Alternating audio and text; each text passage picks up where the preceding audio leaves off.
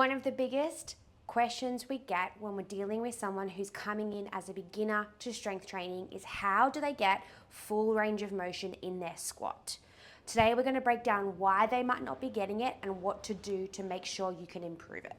When we're squatting, our hips are supposed to travel up and down, not forward or back, and they're definitely not supposed to rotate forward or back. So when we're having trouble getting full depth in our squat, it can sometimes have a lot to do with where our hips are starting and the way they move when we're descending into the bottom position. For example, when a lot of people are first taught to squat, they're told to sit their hips back as they bend their knees.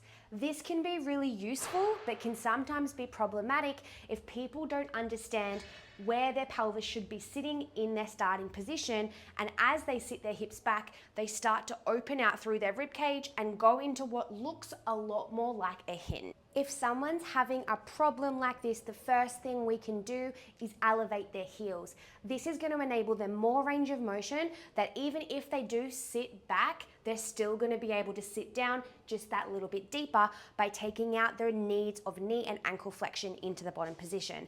The second thing we can also ask for is a reach forward or even a counterbalance. And what this is going to do is close the space between the ribs and hips so that when they sit down, they're actually able to get their pelvis moving in that up and down direction.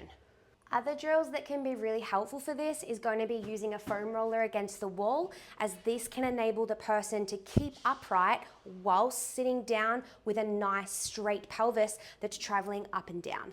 Another thing that can be really helpful is using some kind of band as a counterbalance. So holding onto the band and making sure we're bringing our ribs and hips together so that when we sit down, we're able to go through full flexion of the hip, knee, and ankle in an upright position. The awesome thing about strength training is there's more than one way to do something. So if you're struggling with your squatting depth, you might need to try some different variations. You might need to try an anterior loaded squat, like a goblet squat, a front squat, or even a safety bar squat, and this might really help.